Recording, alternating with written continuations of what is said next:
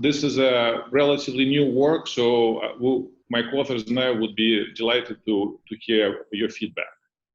Okay, and so the work is about, as it says, about global arbitrage opportunities. In particular, in this paper, we are focusing on CIP violations, so-called CIP violations, which were documented in the post-crisis environment. And so just to kind of give you, I will go into more details as I go along, but just to give you some sort of picture to hold on to while I talk, this kind of picture summarizes the sort of the key features of the evidence that we have. So it basically shows two lines. One is known as a LIBOR basis, BI. So this is difference between the forward rate, current spot exchange rate, and interest rate differential. In this case, it's dollar versus euro. So this is the red line, and you can see that basically it was hovering around zero until the crisis, and now it's clearly way above zero. And then we also have related evidence from cross-currency basis swaps. And so this kind of allows us to extend maturity of the evidence, because usually forward contracts go up to 1 year and cross-currency basis swaps start at 1 year.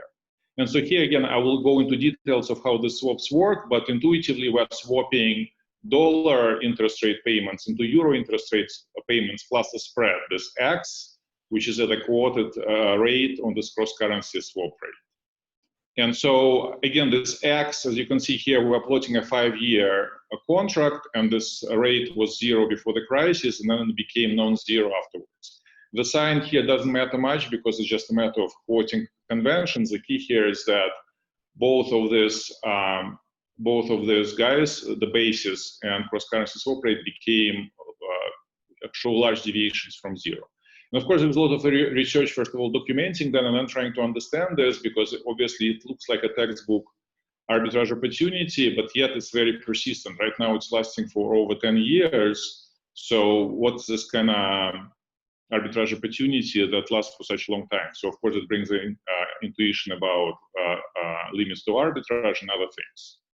Okay, and so what we contribute to this literature is we take a no-arbitrage perspective on this seeming arbitrage violations, and we try to understand, we try to see what one should think about them from the perspective of no-arbitrage universe. Okay, and so one thing, and I will show this to you and elaborate on this, but one major point that emerges from our analysis is that this forward basis and cross-currency swap rate, the two lines that I showed you on the previous picture, they can be zero at the same time only if LIBOR is the risk-free rate. So if LIBOR is not the risk-free rate, then we cannot have a situation that both of them are equal to zero, even if there are no arbitrage opportunities. So this seems to be sort of a useful benchmark for our analysis.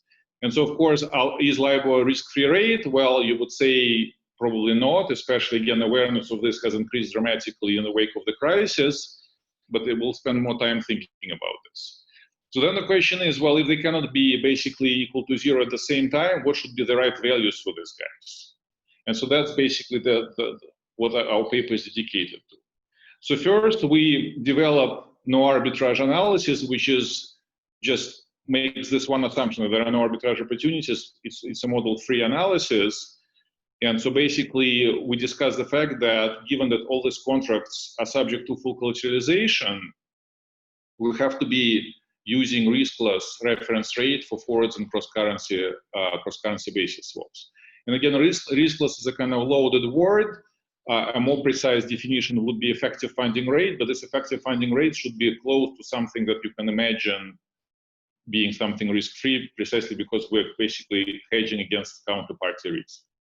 And so, and that what we will show is that if we use these riskless rates, then the basis constructed not using LIBOR, but using those riskless rates would be zero. But at the same time, the cross-currency basis swap rate is not going to be equal to zero. And again, this is basically relating to this original point here, right? That simultaneously they will not be equal to zero. Okay, so then the question is, okay, that's fine. Cross-currency rate shouldn't be equal to zero, but how large or how small should it be? Okay, so what we will do is that we will derive the magnitude of this cross-currency basis swap by looking at the market for interest rates. So this is sort of country-specific markets. that are just focusing on swapping fixed for floating interest rates. Okay, and so we show that by relying on this interest rate swaps, we show that the only situation where cross-currency basis swap can be equal to 0 is that if we are discounting cash flows at LIBOR. And again, we'll talk more about this. Is this actually a reasonable assumption or not? What's happening before the crisis and what's happening after the crisis? Okay, so these are all theoretical observations based on the no-arbitrage framework. And so then we'll take it to the data to actually see what kind of no-arbitrage, what kind of magnitudes no-arbitrage model would predict. And so in this approach, we treat these risk-free rates as an observable. And so we estimate them through a no-arbitrage model that's designed to match interest rate swaps. So we're not using this cross-currency swaps as a data input. We're only looking at fixed or floating country-specific interest rate swaps. And then having obtained SDFs for each country, and in particular having obtained these risk-free rates, we price, using our model, we price cross-currency basis swaps. So that's the empirical exercise. And so what do we find? We find that if we infer this SDF using interest rate swaps, we're actually matching forward basis and cross-currency basis swaps, not perfectly, but quite closely. So then what we do is that we look at the inferred risk-free rate, and we try to see if we can relate this unobservable risk-free rate in our model to some observable objects in the data. And so what we find is that it's going to be a linear combination of some observable sort of natural interest rates that you would kind of naturally think of as contributing to this risk-free rate. And also another important point is that it's going to be substantively different from LIBOR. I won't have much time to talk about this today, but in the paper we actually provide analysis kind of studying statistical and economical significant difference from LIBOR.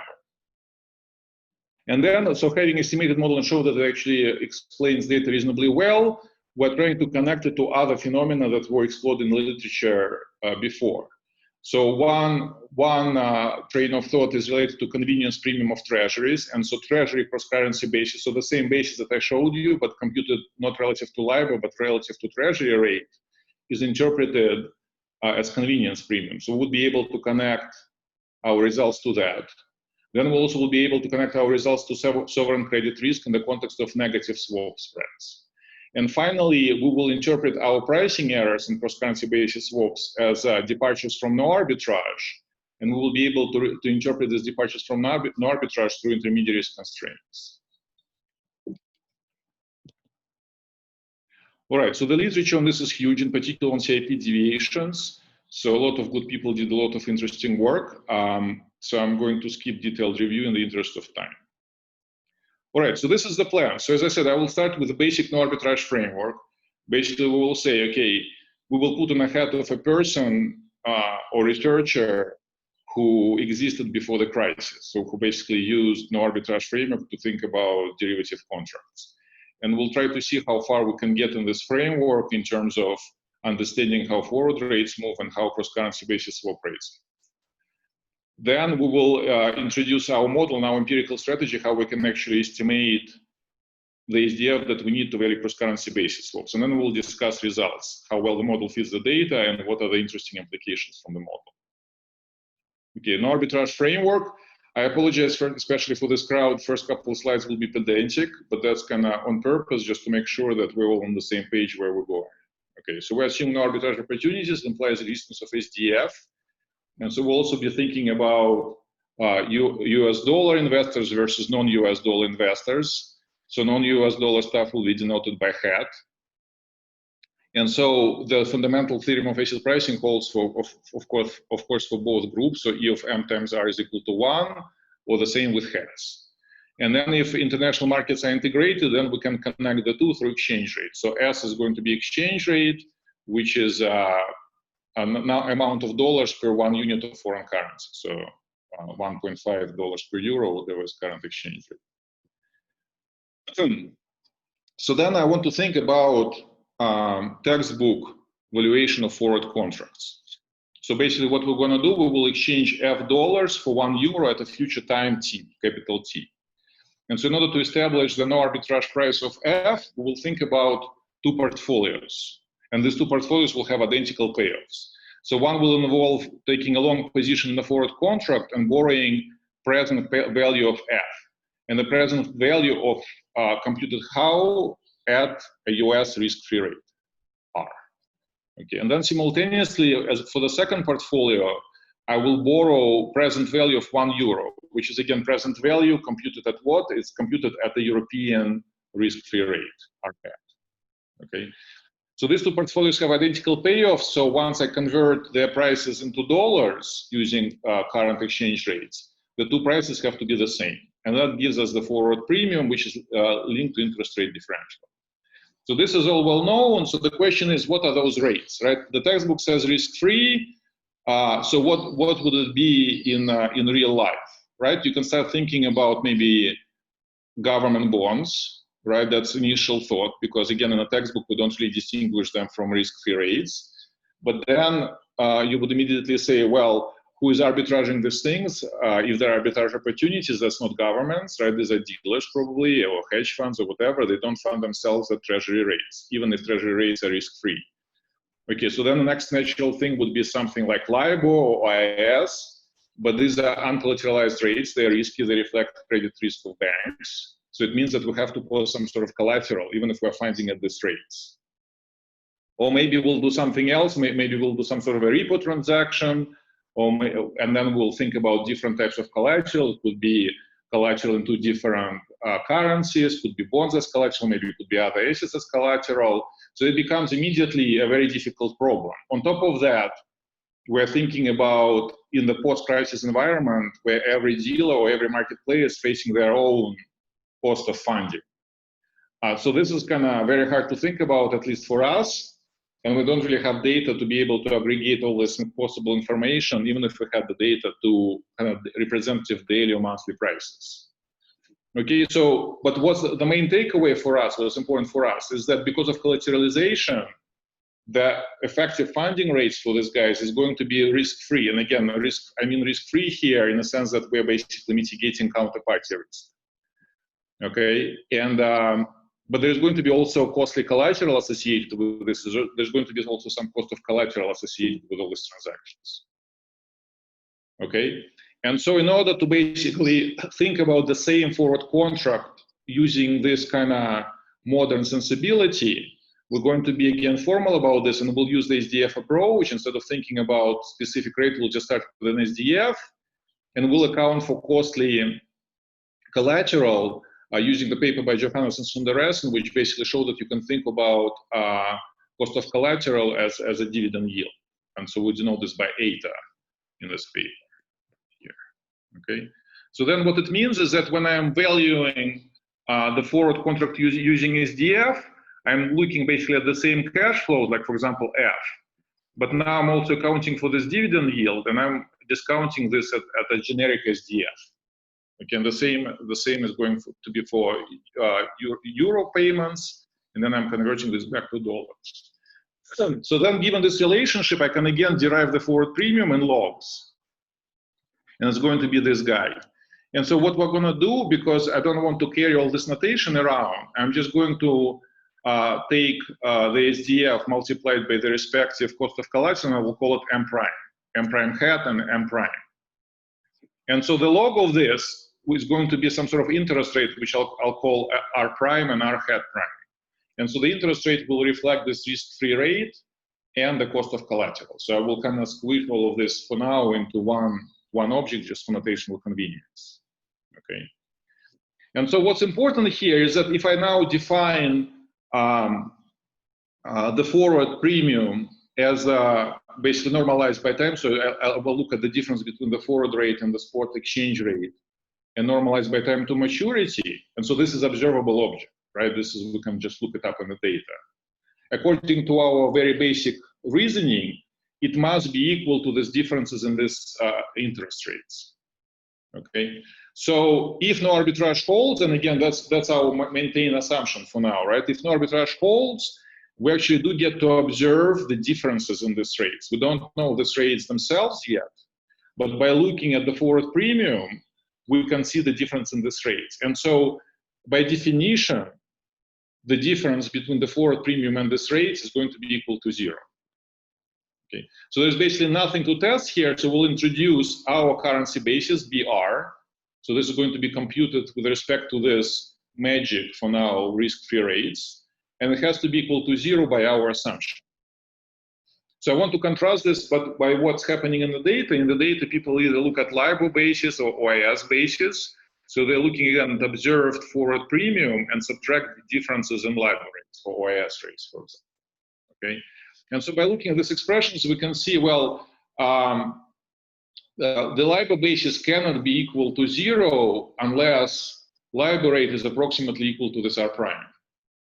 Right, so we're talking about approximations, doesn't have to be literal, but that's sort of the ballpark, right? So that's the point that I made in the very beginning of my talk, is that the LIBOR basis in general cannot be equal to 0.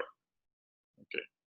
So then another connection to the literature on treasury basis, which looks at BY, what we call BY, and this is difference again between the forward premium and treasury yields. And this treasury basis is interpreted as the intercountry difference in convenience yields on treasuries. And like if you think about this, this interpretation only makes sense if you're implicitly assuming that there are some rates at which basis would be equal to 0. So again, this is fully consistent. It's a kind of outside of our framework because we're not literally thinking about convenience of treasuries, at least not just yet.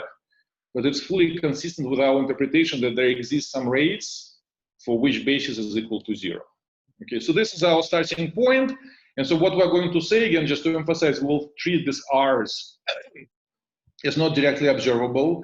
And that's, again, because of the data availability, because of all this heterogeneity between different dealers, we're kind of thinking about some sort of representative funding rates, and we don't observe them directly. But because of this relationship, we observe their difference already. Okay, so that's our first point. Okay, so I wanted at this stage, I wanted to take a pause if there are any, just to see if there are any questions. There aren't any questions yet, so. All right, sounds good. So moving on. So now I want to switch gears and I want to move from forward contracts to cross-currency basis swap contracts. Okay, and so I already showed you this picture for Euro on my first slide. And so just to give you sort of more of a perspective on this, I'm just showing you this market rates on cross-currency basis swaps for some other currencies, Australian dollar, British pound, and Japanese yen. Okay, and so again, all of them exhibit the same feature that before the crisis, they were approximately equal to 0, close to 0, and then they deviated after the crisis.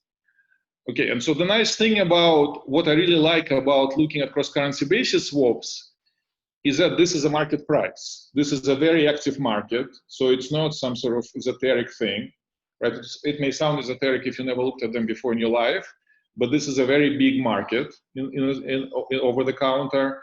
And so this is the market price. We don't even have to debate, like I did in the previous slide, what's the right reference interest rate? Is it Magic R? Is it LIBOR? Is it OIS? Is it Treasury? This is just the market price, and that's what it is, right? So it's kind of very, I feel like it's very important to understand why there was a switch specifically in that market where we're looking at cross-currency basis. So now let me formally introduce this and think about valuation of these contracts. Okay, so I'm going to describe, for simplicity, a fixed for fixed version of this contract. So the sort of the classic contract is floating for floating, and there are all kind of combinations, floating for fixed, fixed for floating, and so forth.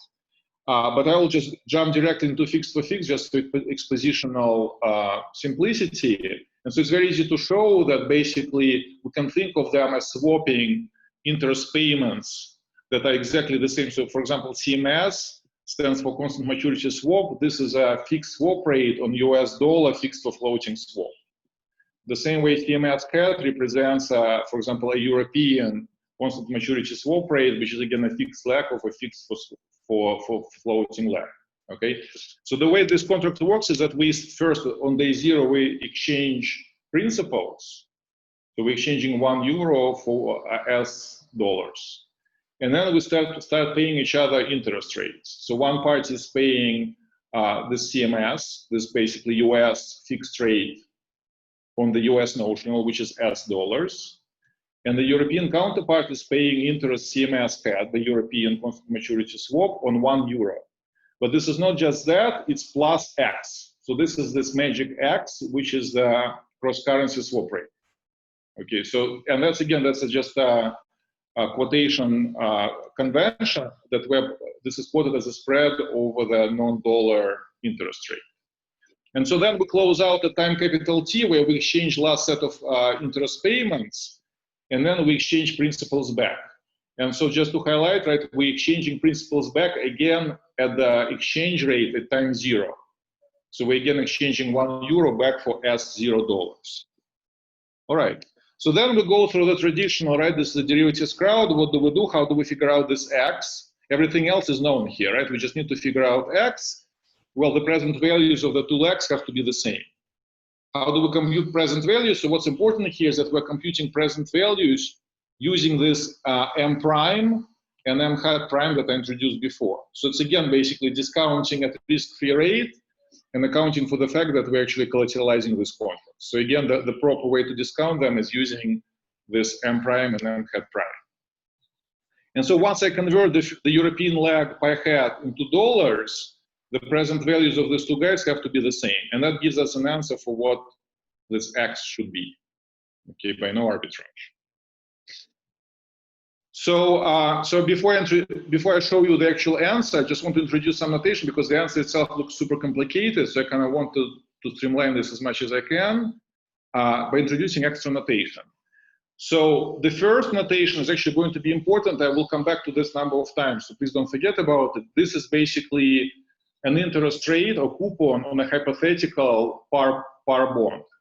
Why do I say hypothetical? Well, this is basically a standard equation that we use, for example, for treasury par bonds, right? But then the issue is the discount factor. So if the treasury cash flows were discounted exactly the same way as we're discounting stuff here, then it will be literally a par rate on a treasury. But because treasury could be different, I call it hypothetical. So you can think about this as being something close to the treasury in some philosophical sense, but explicitly not treasury. So this, I will call it CMT prime, and CMT, constant maturity treasury, is going to be actual observed rate on actual treasury. So we'll revisit this. And then this is the way, this is just for the purposes, of this slide. I'm going to introduce a weight, W, which is just going to be effectively a ratio of expected SDS. Okay, so with this notation, this is, and I'm going to properly renormalize this X. So I'm going to divide it by the foreign constant maturity swap rate and add 1, just to again, so that the rest of the expression is more straightforward. So what we see is that we see a weighted combination, a weighted average of two objects. And they're kind of similar objects. Both of them feature this red piece, which is a CMS hat over CMT prime hat. So what is this guy? This is a foreign swap spread, right? We're basically dividing interest rate swap rate by the hypothetical treasury. It's not literally treasury, it's a hypothetical treasury, but that's a swap spread relative to that treasury. What's a blue term? This is the same thing, but for US. Instead of being foreign, that's US. Okay, so if I stay with the first line of this expression, it immediately tells me under which conditions this X is going to be equal to 0. It's going to be equal to 0 if the swap spreads are equal to 1, right? So we're doing this in levels rather than in differences, right? So the ratios have to be equal to 1. The moment these ratios are equal to 1, X will be equal to 0. So this gives us a sort of a model-free benchmark under which conditions this cross-currency swap rate will be 0. And again, maybe at this stage it sounds abstract. I will make it more specific. I'll give you sort of more practical examples of that, right? But the moment the swap spreads are not 0, the ratios are not 1, this X by no arbitrage doesn't have to be equal to 0. That's point number 1. Point number 2 is that we also have interesting cross-sectional implications from this formula. And it's easy to see them if we just, for expositional purposes, if I set this weight to 1. Okay, some people will sharply disagree with this, but this is just for expositional purposes.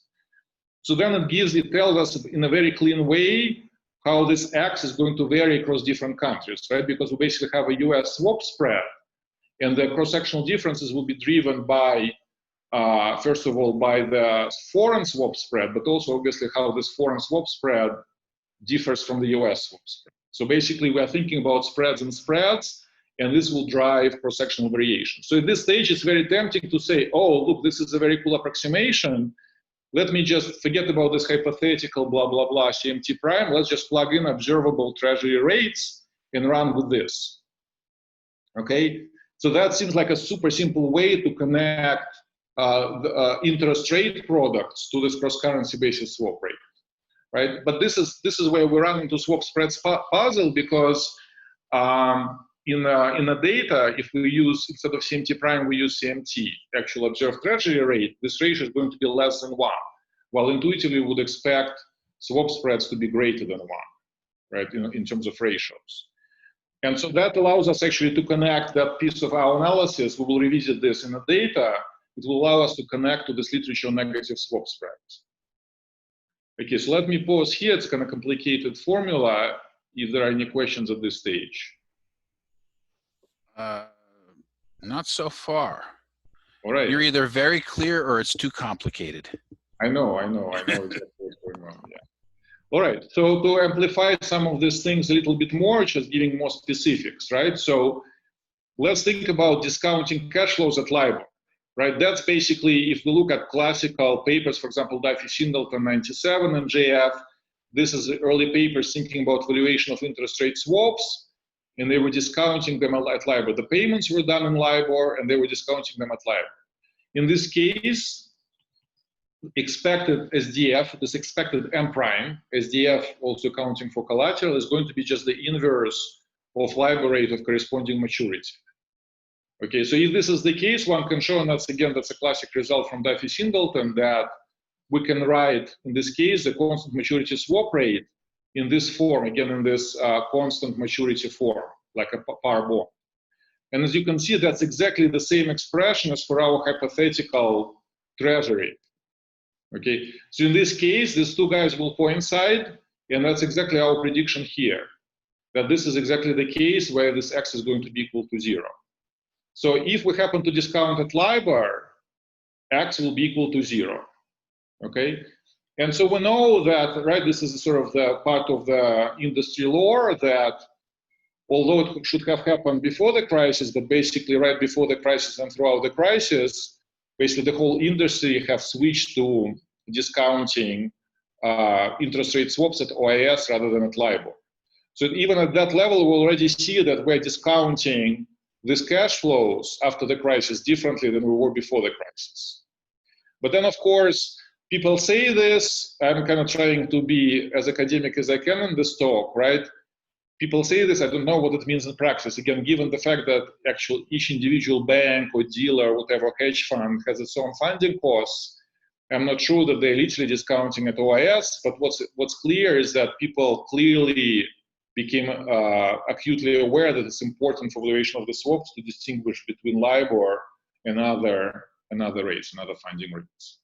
Okay, so that's implication number one. Implication number two, okay, what about forward rates? Can we bring it back to forward rates somehow? Well, let's imagine a hypothetical cross-currency swap that doesn't have any intermediate interest payments until maturity. So it's only swaps interest payment and principal at maturity. Okay, so it's just a hypothetical example. In this case, one can show that LIBOR basis, so you can see here, I'm again talking about BI, so basis with respect to LIBOR is going to be connected in a rather complicated way to this X. And again, we can see here that the only way how the two guys, so basically BI can be equal to 0 only if X is equal to 0. Right? But at the moment X is not equal to 0, and we've already seen that it doesn't necessarily violate any arbitrage opportunities, the LIBOR basis will be non-zero as well, while BR still continues being equal to 0, basically by construction or by assumption. Okay, so that's basically relating this to LIBOR basis. All right, so now let's look at the data. So what we see here from the analysis, right, it's kind of mathematical formalism, right? We're basically saying that even if I have this interest rates, that mechanically, right, we're basically saying here that this magic interest rates that give us 0 basis for forward rates. With the same, if we use the same interest rates to discount cash flows on cross-currency basis swap, that rate doesn't have to be equal to 0. Okay, but well, maybe it's 0.01, maybe it's tiny, right? So the empirical part of our analysis is actually to figure out how large should it be, again, from this perspective of the no-arbitrage framework. Okay, so what we're going to do, we will estimate. So the spirit of our analysis is basically extracting discount rates from interest rate swaps. So originally, we're thinking about like MBA-style bootstrapping analysis, where you just take interest rate data and extract discount factors from that. The problem is that we cannot do this because the cash flows and discount rates are potentially different. So unfortunately, we cannot do. We wanted to have as blunt tool as possible, so that we see that our results are not really hinging on our methodology. But we have to use something more finer, which is an affine model. But we're sort of using a no-frills affine Gleason factor model to do this job. So again, what we're going to do, we will look at every country and we'll look at collection of LIBOR rates up to 1 year and then interest rate swap rates. And then we'll use country by country, we'll use these interest rates to extract SDFs, these M primes, corresponding to each of those countries. Okay. And then we'll take these M's that we estimated from interest rate swaps, and we'll just use the formula that I showed you before, and we'll construct forward rates and cross-currency basis swap rates. Okay, so that's the exercise. So that's kind of out of sample because we're not using this data to estimate the models. So how does the model work? As I said, it's super standard. We're assuming there's going to be a trivariate latent factor Z, which follows a VR1. Okay, and then we will assume that spot risk-free rate is going to be a linear function of the state. The same goes for risk premiums mu, linear functions of the state, and then we have the usual affine SDF. Okay. So I want to highlight one thing is going to be important. So it's going to be one non-standard thing in this analysis by necessity, right? So you see one here, one seems like not general enough, right? Why do you have one here instead of some delta, right?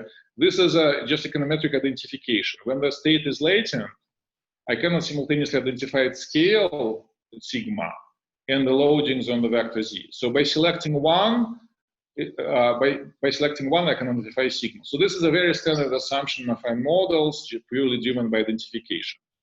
So what's non-standard here is that this R is not observable, right? That's our basically statement, right? We're basically saying, okay, this effective funding rates that we want to get, we don't observe it. So even if I impose this one here, I still won't be able to identify it here. So I need more work before I can get this done. Okay, so I'm just going to highlight this. I will explain in the next slide how we're actually doing it. Okay, so then we have two more objects, important objects in our analysis. So we have this opportunity cost of collateral, which is, again, it shows up, right? I cannot bake it into a prime, but it's there, right? So again, we assume it's a linear function of the same state. And also LIBOR, right? Because all the cash flows are made in LIBOR. So we have to model LIBOR, and we model LIBOR as a spread, again, linear in the state, is a spread over this risk-free rate R. So LIBOR is actually the rate that we observe. Eta we don't observe, and R we don't observe. And we need to use all this data to identify these guys. Okay, so how do we do it? So first of all, we have three observations. So one is that LIBOR base is approximately zero before the crisis, right?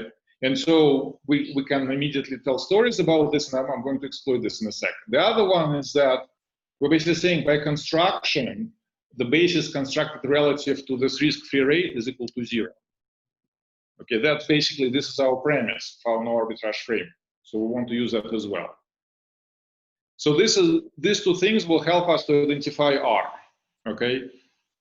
And the last observation is that while interest rate swaps are collateralized, LIBOR rates represent uncollateralized borrowing. So by incorporating LIBOR rates into our analysis, we have somewhat weak, but still we have some identification of eta, because basically when we're valuing interest rate swaps, we're using this M prime for discounting. And when we're valuing LIBOR, we're using M and not M prime for discounting. So this dichotomy would allow us to identify eta.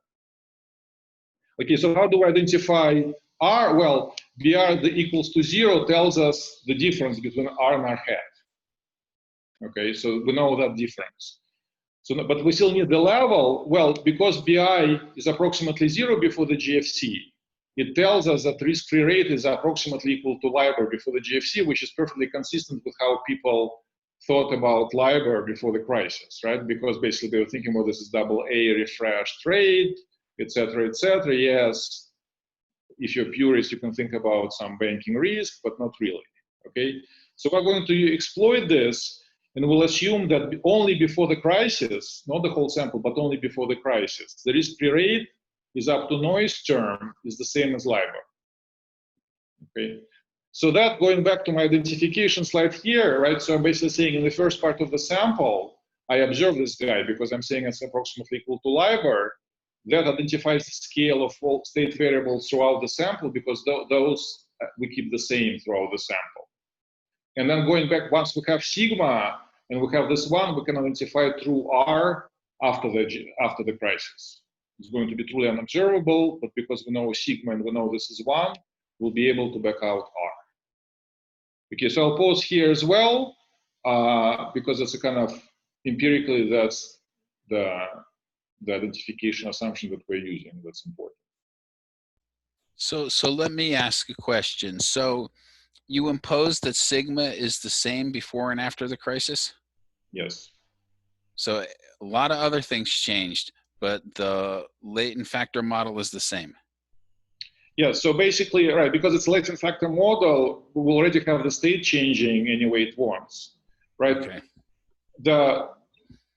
You can obviously, this is right, that's what I'm saying, we're trying to think of this model as a blunt instrument. It's not about refining this model, it's really about saying, okay, I'm going to do a simple-minded exercise. How far is it going to take me? Okay, if we go through sort of rigorous model specification search, maybe we'll come up with a sort of better, more sophisticated model, but then hopefully our results will only improve. But again, the key here is that we're doing something intentionally very simple because we don't want to be kind of saying, oh, they did this crazy things that we don't fully understand, and this is what drives their results. We want to be super transparent about what we're doing. Could I ask one other question? Sure. So is the model just an interpolation scheme, or do you use the dynamics of the model in estimation? Well, in estimation, yes, because right, we will be basically, that's like a usual affine model, right? We'll take it to interest rate swaps, so we'll estimate dynamics of these factors. Okay. Right? And then, of course, we have dynamics, we have, because of the SDF, we have risk neutral dynamics, so that will allow us to value cross-currency swaps on a daily basis, right? Because it's a 5-year swap, we want to think about its dynamics 5 year ahead, the risk neutral dynamics 5 year ahead, and we'll be able to do it every day because we have the state for every day, right?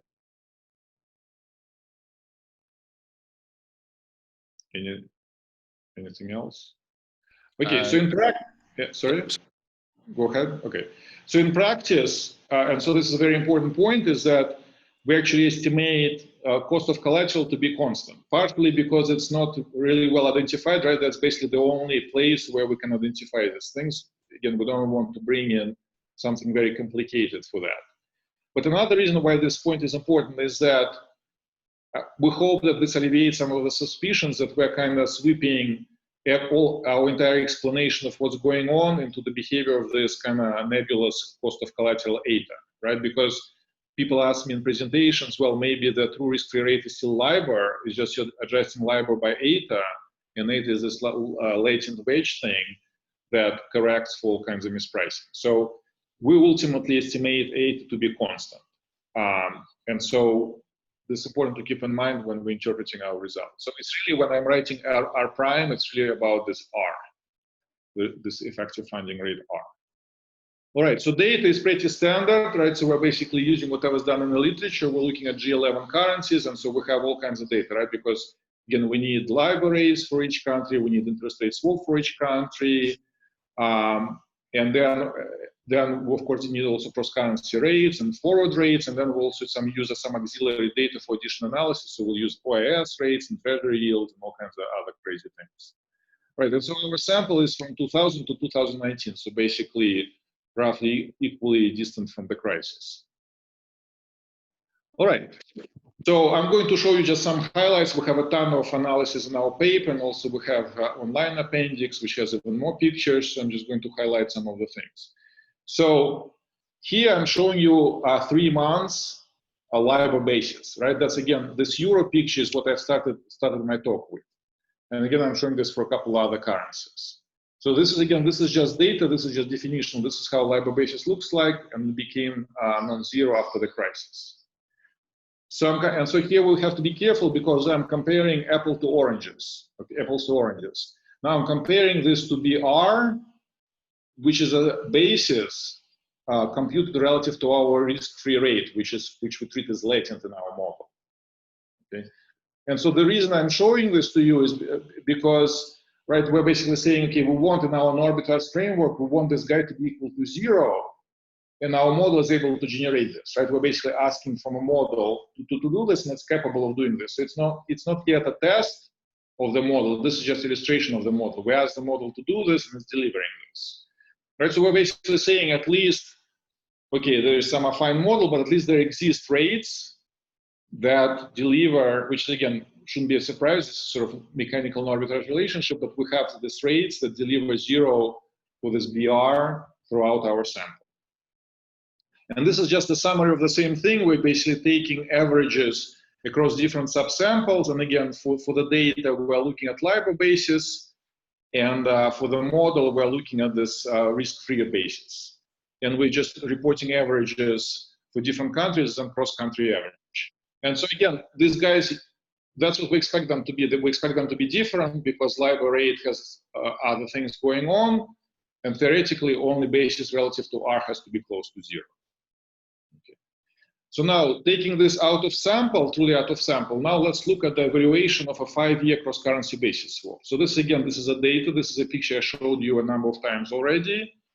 So this is the data. This is how it looks in the model. So now I'm comparing apples to apples, right? So this is the same object, X, cross-currency basis swap rate, from the data and from our no-arbitrage model. So you can see that actually, so our model is not matching this perfectly, right? But it kind of captures kind of broad movements that we basically have roughly 0 before the crisis, and we have departure from 0 after the crisis, and then there is some sort of high-level broad pattern that seems to be consistent with the data.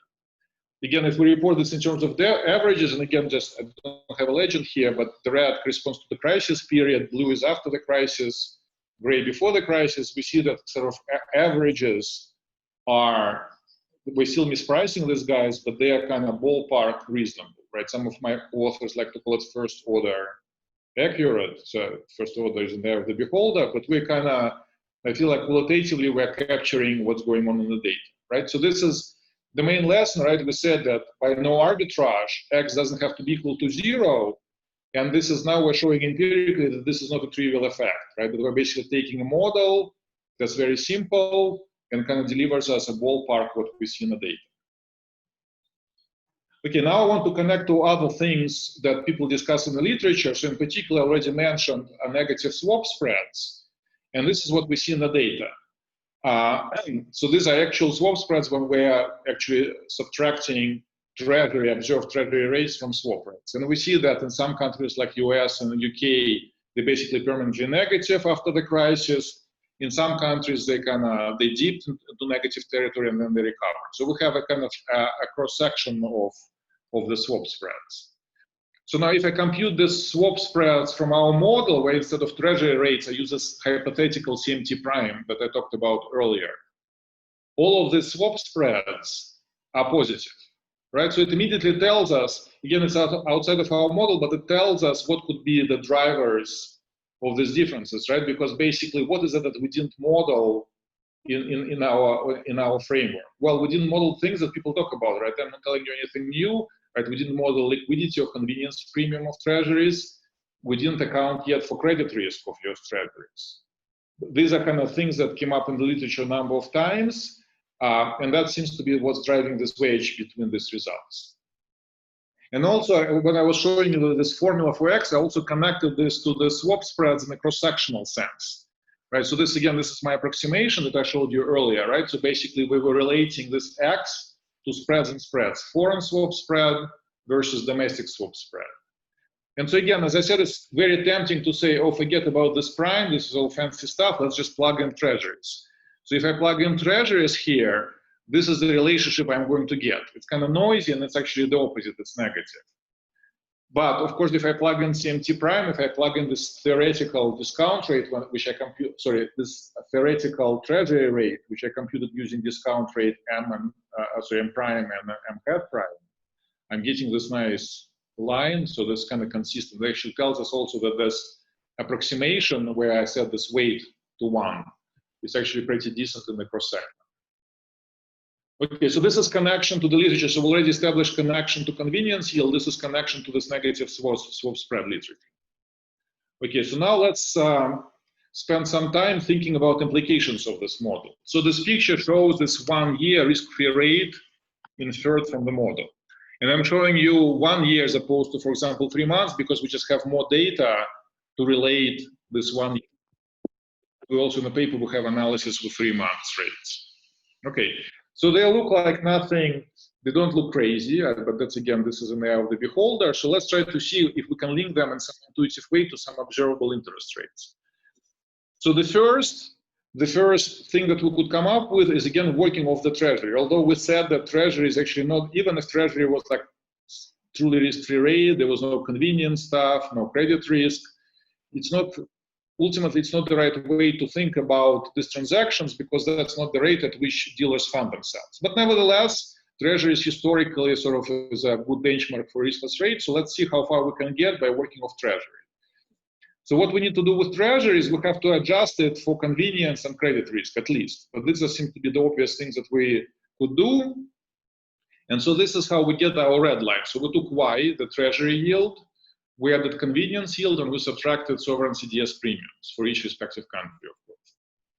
Okay, and so we see, again, maybe surprising, but not surprising, actually these guys are not too far from what we've estimated. Okay, so they, again, there is a variation. For example, if you look at the yen, obviously the deviation is bigger. For some countries like the pound or the dollar is smaller. But as a kind of simple-minded proxy for the risk-free rate, it seems pretty remarkable.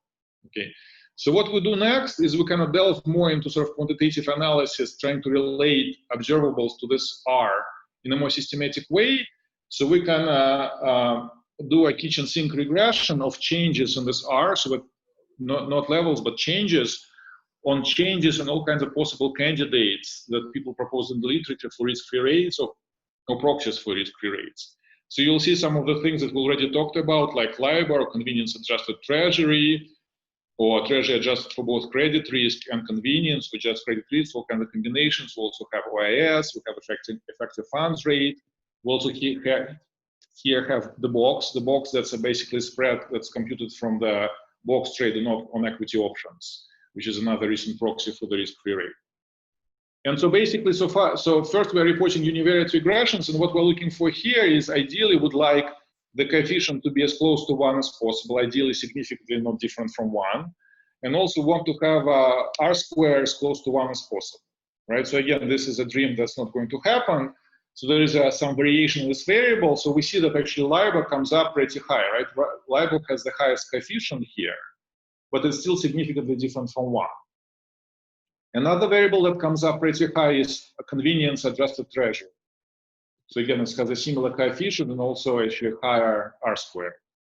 Okay, and also just for comparison, I'm showing this variable that I showed you on the previous picture, this red line, right? The treasury adjusted for convenience and CDS, and social it comes in pretty strong, but not as strong as these other two variables. Okay, and also R square kind of drops. So then we put all of these variables together in a multivariate regression, and these are columns 12 and 13. And the difference is that 12 is for 3 months rate, where we have fewer variables, and 13, and I will focus on 13, is for 1 year rate because we have more variables there. So what you can see is that we're getting something like treasury plus lambda minus CDS, but kind of separate, right? So we basically have treasury plus lambda coming in significantly, so convenience adjusted treasury. And then we have minus CDS, but the weight on CDS is smaller than I don't see, sorry, my pictures are covering this. I think it's like 0.4, it's less than 0.4. So one interpretation could be that CDS not only reflects credit risk, but it's a kind of noisy measure. So there may be other elements, and that's magic regression somehow filters it out. And also what's interesting, LIBOR continues to be significant, although the coefficient on LIBOR is rather small, which is again makes sense because as we said that just treasury by itself, it's not the right rate to think about the dealers, right? So it kind of makes sense that we're using some sort of interest rate that's related to dealers as part of this linear combination. Also, what's interesting is that OIS, while it kind of shows up significantly univariate regressions, it drops out in multivariate regressions. So now what we do next is that we use this regression 13 and we construct the proxy for the risk-free rate using these observables based on this regression. And so again, this is the picture. That's again the same thing estimated from our model, and this is what we get from our regression. So you can see we're getting much closer to the estimated interest rate than we got with our red line, what we did with treasuries. Okay, so basically we have this sort of intuitive and parsimonious representation of this Latin interest rate as a combination of convenience-adjusted treasury, sovereign credit risk, and a little bit of LIBOR. And again, I don't have time for this here, but we explicitly analyze the distance to LIBOR. So we're comparing this interest rate, black interest rate, to LIBOR. They're different by identification assumption. They're roughly the same before the crisis. After the crisis, they're different. There are also cross-section implications because it tells us that the distance between R and LIBOR is going to be related by cross-sectional variation and cross-currency basis swap rates. And that checks out as well. So we'll have a table on this as well. All right. So now we analyzing the next bit of our data, which is errors cross-currency basis swaps. So now we basically said, okay, we took an arbitrage view of this, and so we made some progress, but there are still errors remaining. So we're basically boldly interpreting our pricing errors in our model as departures from the no-arbitrage framework. And so then we try to think, okay, what drives these departures? What could drive these departures from no-arbitrage? And again, we're doing this analysis in changes. That's why you see delta XCCI. This is change in pricing errors.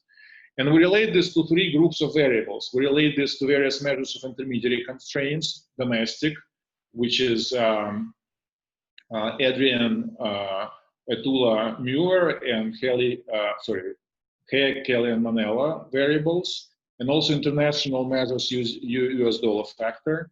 Then we have a ton of measures of uncertainty. And then again, we have various interest rates, so various interest rate spreads. Okay. So what emerges from this analysis, again, if we jump to multivariate regression, is that basically these two factors, Kelly and Manella for the US, and then the US dollar factor come out as significant, as the two significant common factors to all these different swaps, and they drive out everything else. Okay, so then we go through a sort of typical asset pricing exercise where we're trying to ask ourselves, okay, can we relate these factors to cross-sectional variation in the premiums on these factors? And again, this analysis is a kind of, I would call it back of the envelope because our cross-section is tiny. Our cross-section is basically 10 swaps, right? So I wouldn't hang my hat on this analysis. Nevertheless, it's suggestive. So if I go through the usual cross-sectional factor analysis, the spreads actually line up pretty nicely with these two factors, the Kelly-Manella factor and the US dollar factor. Okay, but as my colleagues at UCLA, Haddad and Muir cautioned us, right, that doesn't necessarily imply solid evidence of the role of intermediaries in pricing, because it could be the case that intermediaries risk aversion is correlated with risk aversion of the household sector. So when we see co-movement, it could be co-movement due to other factors. So they propose a different exercise, which we can kind of have, I think, a nice variation on what they're suggesting, is basically to look at the sensitivity of different assets to intermediate risk aversion and plot them across the degree of intermediation of different assets. And so for currency products, we have BIS survey, which actually tells us the fraction of market intermediated by dealers. We can actually rank both forward contracts and swaps by the degree of intermediation by dealers. And so we basically get two cross-sections because there is variation within each type of an instrument. There is variation within forwards, and there is cross-country variation within forwards and cross-country variation within swaps, but also forwards are intermediated much less than swaps. And so you can see, so we plot all of this. So again, we are plotting here the sensitivity of pricing errors and we plot them against the degree of intermediation by dealers. And so you can see again there is a nice lining up, and in fact for assets that are intermediate more, they're actually much closer to the straight line the way they're supposed to be. The results are more noisy for the assets for the forward contracts which are intermediated less. So that's again, this is small potatoes in terms of the size of the cross-section compared to the usual equity analysis, but it kind of, again, gives us stronger evidence about the role of intermediaries in this pricing errors. So there's a sort of a role for some sort of intermediary factor for those to capture this pricing errors in swaps. So let me conclude. So basically, from an arbitrage perspective, and our main theoretical point is that non-zero LIBOR basis and cross-currency swap rates don't necessarily imply arbitrage opportunities. And so we use no-arbitrage framework for relative valuation exercise where we basically use SDFs, which we extract from interest rate swaps to value cross-currency swap rates. And so what we find is that effective funding rate is going to be a linear combination of convenience-adjusted treasury, sovereign CDS rate, and LIBOR rate. And so our framework also allows to, I think, highlight in a pretty transparent way what's missing for us to be able to explain other phenomena, which are negative swap spreads and non-zero basis forward basis constructed relative to treasuries.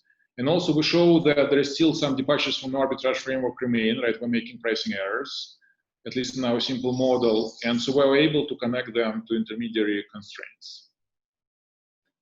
Thank you very much. Great, thank you. Your Patrick was working hard answering questions in the chat during the last bit. So actually I should see if, do other people have questions? If you do, I think in this session you can feel free to unmute yourself and ask your questions orally.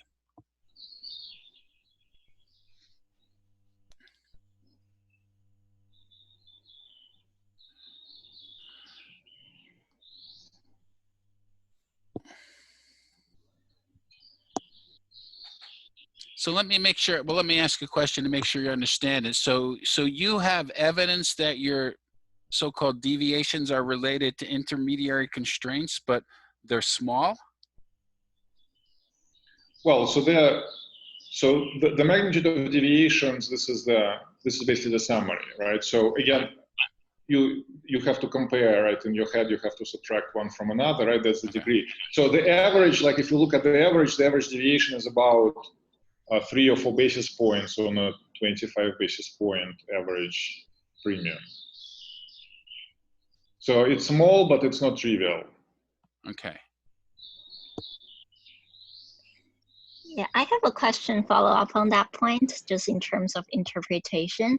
Say we're assuming the short-term LIBOR basis exists is not due to intermediary constraint, but rather due to some other, say, cause of collateralization. But if we relax that assumption, right, I mean, say your overall effects of intermediary constraint is going to show up both at the short end and also at the long end cross currency. Is that correct? Right, so that's the last plot, right? That's where we're pulling also information about forward contracts, right? But we're basically, the connection is weak and this is consistent, right? Because I didn't have time to talk about this, right? We're basically saying, okay, we want 3 months forward rates to be kind of priced precisely, but then we're making errors in 6 months contracts as well. And so we're making smaller errors in 6 months contracts than we're making errors in the swaps. And that's again consistent. Again, like in my view, our interpretation is a little bit on the aggressive side, right? Because, okay, we have pricing errors, right? Yes, it could be departures from the arbitrage, could be the model is misspecified. But if we just kind of take our framework literally, that's what it is. And the evidence from forwards is consistent with this, right? Yes. Okay.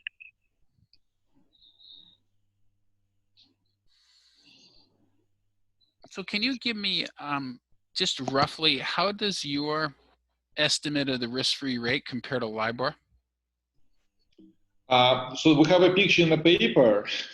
So the LIBOR is above it, right? So that's all I can say, right? And so again, we're not talking about major deviations, right? Especially after the crisis, all these rates are pretty small, right? And so that's why we're not only showing that they're different, but we're also running this cross-sectional regression where we're saying, well, our theory tells us, right, that the more interest rate is different from LIBOR, the more departures in X from zero you should see. And we're running that cross-sectional regression and we're showing that that's indeed the case. Uh-huh.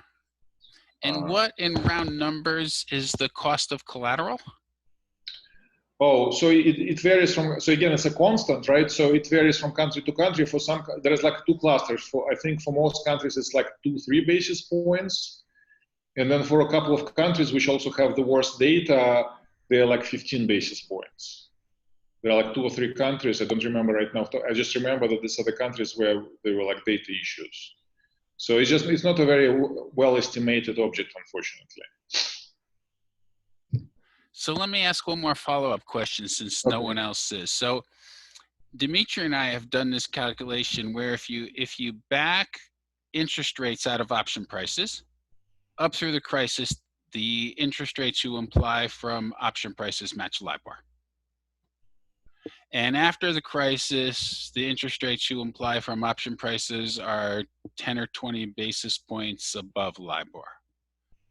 So it sounds like your risk-free rate is a little below LIBOR, and your estimate of the cost of collateral is not close to 10 or 20 basis points. Is that right?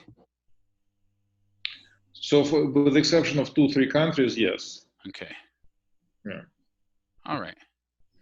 Yeah, so it seems like we don't get quite the same thing. But also, right, so if I, right, this, right, I showed this box, right, this is again what's inferred from options. Again, not exactly your analysis, but that's from Jules and company, right? So it has some relationship, but it's pretty weak. It's one of the weakest relations out of all the variables that we looked at. It just tells me, again, my interpretation of this is that options markets, I think the philosophical interpretation is exactly the same. They kind of carry information about effective funding costs, but this is specific to that market. So we're kind of looking at fixed income markets, and whatever's happening in options may not be the same. Equity options, yeah.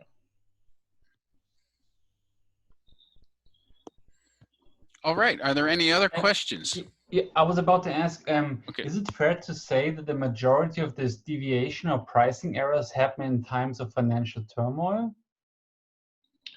No, let me show you a picture.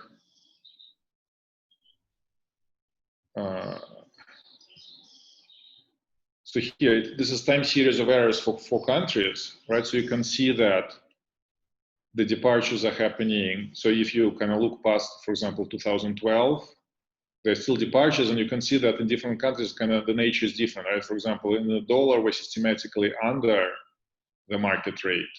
But for example, for the euro, we're kind of going right through that. Yeah, but I won't read too much into this because after all, right, we intentionally just said, okay, we'll just take a standard model and see how far it takes us, right? So maybe some fine tuning would affect again the fine tuning implications of this field. Okay, thank you.